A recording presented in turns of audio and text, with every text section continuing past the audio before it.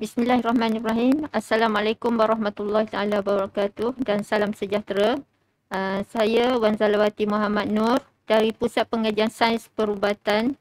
Dan saya Wan Sharifah Aini binti Wan Ismail daripada Pusat Pengajian Sains Pergigian akan membentangkan isu berkaitan dengan pengesahan pensyarah perubatan dan pensyarah pergigian pelatih. Okay.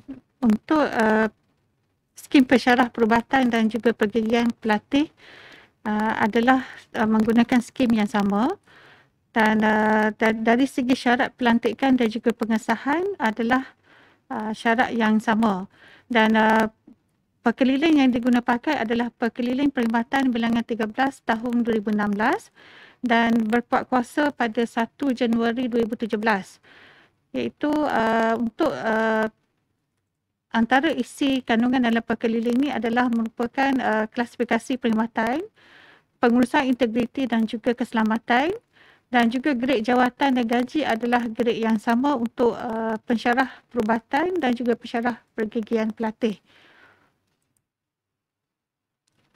Untuk proses perkhidmatan pensyarah perubatan dan juga pensyarah pergigian pelatih, iaitu kita bermula dengan pengambilan, di mana kita akan membuat pelantikan berdasarkan daripada syarat skim yang telah ditetapkan oleh pihak JPA, dan semua pensyarah perubatan dan juga pensyarah pergigian pelatih perlu menjalani cuti belajar dan seterusnya untuk perwataan sebagai pakar dan pengesahan jawatan, iaitu di mana semua syarat-syarat pengesahan jawatan perlu disempurnakan oleh pensyarah perubatan dan juga pensyarah pergigian pelatih.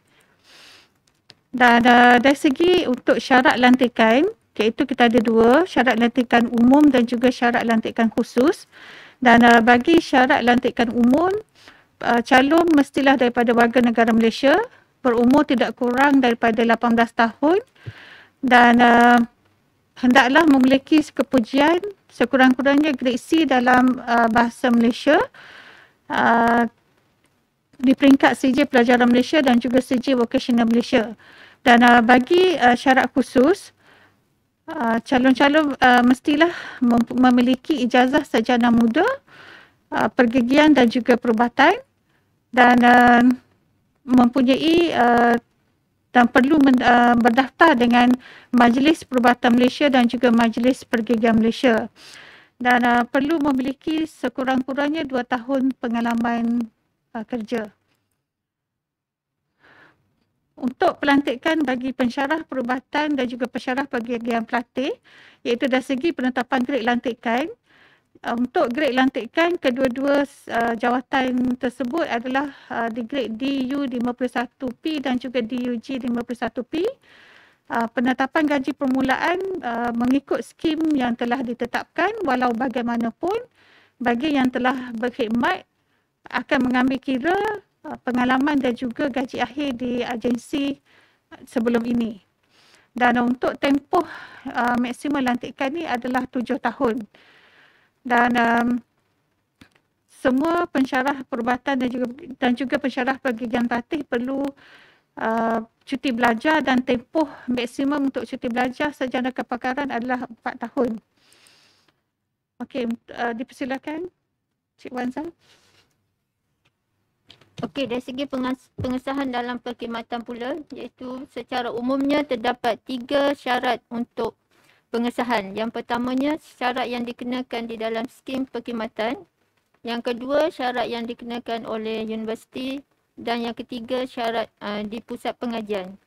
Bagi kami, Pusat Pengajian Pergigian dan Pusat Pengajian Sains Perubatan, syarat untuk pusat pengajian ini adalah sama.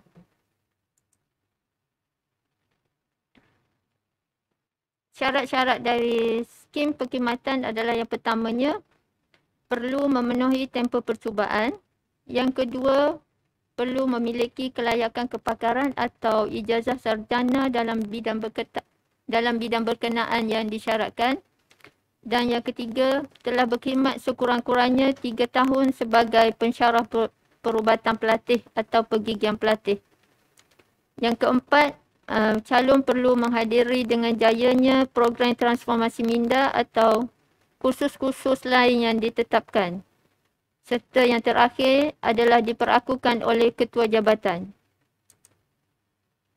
Manakala syarat yang telah ditetapkan oleh universiti pula adalah yang pertama, hadir dengan jayanya kursus asas pengajaran dan pembelajaran. Dan yang kedua, lulus peperiksaan Bahasa Malaysia peringkat maju, iaitu lulus ujian lisan dan bertulis serta lulus ujian berkuliah. Dan syarat yang terakhir, iaitu syarat yang ketiga adalah mencapai markah purata laporan penilaian prestasi sekurang-kurangnya 60% untuk 3 tahun terkini. Manakala syarat yang ditetapkan oleh PTJ adalah yang pertama, memiliki geran penyelidikan sekurang-kurangnya 1 geran penyelidikan sebagai penyelidik utama. Dan yang kedua, telah menerbitkan sekurang-kurangnya 2 buah penerbitan dalam indeks jurnal.